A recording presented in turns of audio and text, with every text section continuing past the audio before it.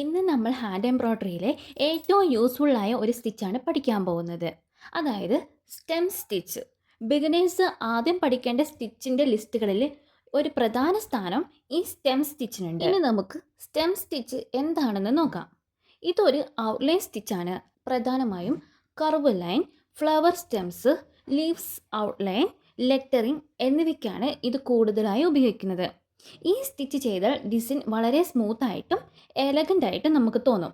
അതുകൊണ്ടാണ് floral embroidery ഡിസൈനുകളിൽ ഇത് കൂടുതലായി ഉപയോഗിക്കുന്നത്. ബിഗിനേഴ്സിന് ആദ്യം കാണുമ്പോൾ ഇത് കുറച്ച് ഡിഫിക്കൽട്ടായിട്ട് തോന്നാം. പക്ഷേ ഒരിക്കൽ പ്രാക്ടീസ് ചെയ്താൽ വളരെ സ്മൂത്തായി ചെയ്യാൻ പറ്റുന്ന സ്റ്റിച്ചാണ് ഈ സ്റ്റെം സ്റ്റിച്ച്. നമുക്കിതെങ്ങനെ ചെയ്യാൻ നോക്കാം. ആദ്യം ഞാൻ ക്ലോത്തിൽ ഒരു സിമ്പിൾ കർവ്ഡ് ലൈൻ ഡ്രോ ചെയ്ത് കൊടുത്തിട്ടുണ്ട്. സ്റ്റെം സ്റ്റിച്ച് കർവിൽ വളരെ ബ്യൂട്ടിഫുള്ളായി കാണും. അതുകൊണ്ടാണ് കർവ്ഡ് ലൈൻ വരച്ചു കൊടുത്തത്. ഇനി നമുക്ക് നീഡിലെ താഴെ നിന്ന് മുകളിലേക്ക് കൊണ്ടുവരാം. ഇതാണ് സ്റ്റാർട്ടിംഗ് പോയിന്റ്. ഇനി കുറച്ച് മുന്നിലേക്ക് നീഡിൽ ഇൻസേർട്ട് ചെയ്യാം. പക്ഷേ നീഡിൽ പുറത്തേക്ക് വരേണ്ടത് സ്റ്റിച്ചിൻ്റെ മിഡിൽ ഭാഗത്താണ്. പക്ഷേ ത്രെഡ് വലിച്ചു കൊടുക്കുമ്പോൾ മുഴുവനായിട്ട് വലിച്ചു കൊടുക്കരുത്. ഇടത്തെ കൈ കൊണ്ട് ജസ്റ്റ് ഒന്ന് അവിടെ ഇത്രയും വിട്ടതിന് ശേഷം നമുക്ക് ആ ലൈനിൻ്റെ രണ്ട് ത്രെഡിൻ്റെ സെൻറ്റർ ഭാഗത്ത് നിന്ന് സൂചി ഇതുപോലെ കുത്തിയെടുത്തതിന് ശേഷം മാത്രമാണ് വലിച്ചു കൊടുക്കേണ്ടത്. അപ്പോൾ സ്ലോലി പുൾ ചെയ്യുമ്പോൾ ഇങ്ങനെ ട്വിസ്റ്റഡ് പോലെ ഒരു സ്മൂത്ത് ലൈൻ കിട്ടും. ഇതാണ് സ്റ്റെം സ്റ്റിച്ചിൻ്റെ ബ്യൂട്ടി. ഇനി വീണ്ടും കുറച്ച് മുന്നോട്ട് മാറി സൂചി കുത്തിയിറക്കുക. അതിനുശേഷം ആദ്യത്തെ സ്റ്റിച്ചിൻ്റെ എൻഡ് പോയിൻറ്റിങ്ങിലൂടെ സൂചി പൊക്കിയെടുക്കുക.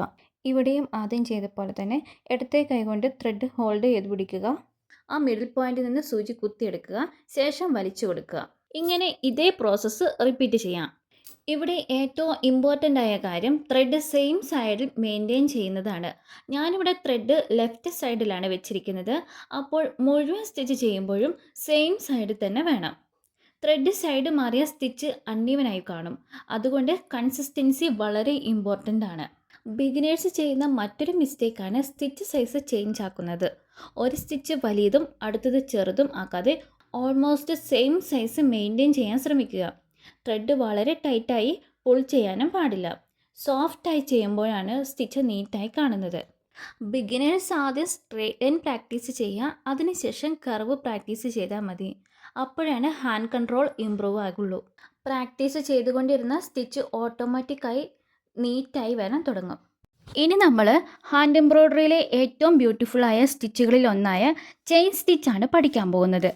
എംബ്രോയ്ഡറി ഡിസൈനുകൾക്ക് ബോൾഡായും ഡെക്കറേറ്റീവ് ലുക്കും നൽകുന്ന സ്റ്റിച്ചാണ് ചെയിൻ സ്റ്റിച്ച്. പേരിൽ തന്നെ പറയുന്ന പോലെ ചെയിൻ പോലെയുള്ള ലൂപ്സ് കണക്ട് ചെയ്ത് വരുന്ന സ്റ്റിച്ചാണ് ചെയിൻ സ്റ്റിച്ച്. ഈ സ്റ്റിച്ച് തിക്ക് ഔട്ട്ലൈൻ നൽകും. അതുപോലെ തന്നെ ഫ്ലോറൽ ഡിസൈൻ മനോഹരമാക്കും. പിന്നെ ട്രഡീഷണൽ എംബ്രോയ്ഡറിയിൽ കൂടുതലായി ഉപയോഗിക്കുകയും ചെയ്യും. സിമ്പിളായ സ്റ്റിച്ചാണെങ്കിലും ഫിനിഷ്ഡ് ലുക്ക് വളരെ അട്രാക്റ്റീവാണ്. ബിഗിനേഴ്സ് ഈ സ്റ്റിച്ച് പഠിച്ചാൽ എംബ്രോയ്ഡറി കൂടുതൽ ക്രിയേറ്റീവ് ആക്കാൻ പറ്റും. കാരണം ഇതുപയോഗിച്ച് ഫ്ലവേഴ്സ്, ലീവ്സ്, ബോർഡേഴ്സ്, ലെറ്ററിങ് അതുപോലെയെല്ലാം ഈസി ആയിട്ട് ചെയ്യാം. ഇനി നമുക്ക് ഈ ഒരു സ്റ്റിച്ച് എങ്ങനെ ചെയ്യാമെന്ന് നോക്കാം. ഞാനിവിടെ ക്ലോത്തിൽ ഒരു ലൈൻ ഡ്രോ ചെയ്ത് കൊടുത്തിട്ടുണ്ട്. സ്ട്രെയിറ്റ് ലൈനോ അല്ലെങ്കിൽ കർവ് ലൈനോ ഉപയോഗിക്കാം. ഞാനിവിടെ ഒരു കർവ് ലൈനാണ് വരച്ചു കൊടുത്തിരിക്കുന്നത്.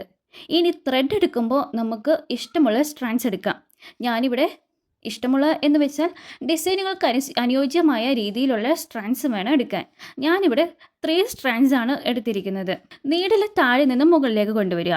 അതാണ് സ്റ്റാർട്ടിംഗ് പോയിന്റ്. ഇപ്പോൾ സെയിം ഹോളിൽ തന്നെ നീഡിൽ വീണ്ടും കുത്തിയെടുക്കുക. പക്ഷേ ത്രെഡ് അധികം വലിച്ചു കൊടുക്കരുത്. എന്നിട്ട് കുറച്ച് മുന്നിലേക്ക് നീഡിൽ മാറ്റി അവിടെ നിന്ന് ക്ലോത്തിൻ്റെ അടിയിൽ നിന്ന് സൂചി കുത്തിയെടുക്കുക. നീഡിൽ പുറത്തേക്ക് കൊണ്ടുവരുമ്പോൾ ത്രെഡ് നീഡിലിൻ്റെ ബാക്കിലൂടെ ഇട്ടിട്ട് വേണം നീഡിലെടുക്കാൻ വേണ്ടി. അപ്പോൾ നമുക്ക് ഒരു ലൂപ്പ് കിട്ടും. അതാണ് ആദ്യത്തെ ചെയിൻ. ഇനി ഇതേ പ്രോസസ്സിൽ റിപ്പീറ്റ് ചെയ്യുക. അതായത് ആ ലൂപ്പ് ആ നീഡിൽ കുത്തിയെടുത്ത് അവിടെ നിന്ന് വീണ്ടും സൂചി താഴേക്ക് കുത്തിയിറക്കുക. ത്രെഡ് അധികം വലിച്ചു കൊടുക്കാതെ നീഡിൽ കുറച്ച് മുന്നോട്ട് മാറ്റി. എന്നാലാണ് ചെയിൻ്റെ ഷേപ്പ് വരുള്ളൂ, അല്ലെങ്കിൽ വരില്ല. പിന്നെ ത്രെഡ് ശക്തമായി വലിച്ചു കൊടുത്തിട്ടുണ്ടെങ്കിൽ ലൂപ്പ് കാണില്ല. ആ ഒരു ചെയിൻ്റെ ആ ഷേപ്പ് എന്തായാലും ഡിസപ്പിയർ ആയി പോകും. സൂചി തുണിയുടെ അടിയിൽ നിന്ന് പൊക്കിയെടുത്തതിന് ശേഷം ത്രെഡ് സൂചിയുടെ പിറകിലേക്ക് ഇട്ട് കൊടുക്കണം. എന്നിട്ട് വേണം നീഡിൽ വലിച്ചെടുക്കാൻ വേണ്ടി. അപ്പോൾ വീണ്ടും സെക്കൻഡ് ലൈൻ ലൂപ്പ് ചെയ്യും. ഇതുപോലെ ആ പ്രോസസ്സ് റിപ്പീറ്റ് ചെയ്തെടുക്കുക. അപ്പോൾ ഓരോ ലൂപ്പും അടുത്ത ലൂപ്പിനോട് കണക്റ്റ് ആയി നിൽക്കും. അങ്ങനെ ബ്യൂട്ടിഫുള്ളായ ഒരു ചെയിൻ പാറ്റേൺ കിട്ടും. ഇവിടെ ത്രെഡ് അധികം ടൈറ്റാക്കി വലിച്ചു കൊടുക്കരുത്, ലൂസായി കിടന്നാൽ മതി. സ്റ്റിച്ച് അപ്പം നീറ്റായിട്ട് നമുക്ക് കാണാം. ഓരോ ചെയിനും ഓൾമോസ്റ്റ് സെയിം സൈസ് ആകാൻ വേണ്ടി ശ്രമിക്കണം. അതുകൊണ്ട് ഡിസൈൻ ഒരു പ്രൊഫഷണൽ ലുക്ക് ലഭിക്കും. ബിഗിനേഴ്സ് ഈ ലൂപ്പ് ചെയ്യുമ്പോൾ ശ്രദ്ധിക്കേണ്ട കാര്യം, ആ ലൂപ്പിൻ്റെ ഉള്ളിലൂടെ വേണം നമ്മൾ നീഡിൽ കുത്തിയെടുക്കാൻ വേണ്ടി. പിന്നെ വലിയതും ചെറുതുമായ ലൂപ്സ് മിക്സ് ആക്കരുത്, എല്ലാം സെയിം വലിപ്പത്തിലുള്ളതായിരിക്കണം.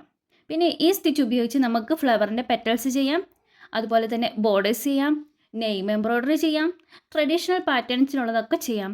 പിന്നെ ഫില്ലിംഗ് ആയിട്ടും, ഒരു ഡിസൈൻ്റെ ഫില്ലിംഗ് ആയിട്ടും നമുക്ക് ഈ ഒരു സ്റ്റിച്ച് ഉപയോഗിക്കാം. ഈ ഒരു സ്റ്റിച്ചാണ് ആരി വർക്കിലെ ഏറ്റവും പ്രധാനമായിട്ടുള്ള ഒരു സ്റ്റിച്ച്. ആരി വർക്കിൻ്റെ ബേസ് എന്ന് പറയുന്നതും ചെയിൻ സ്റ്റിച്ചാണ്.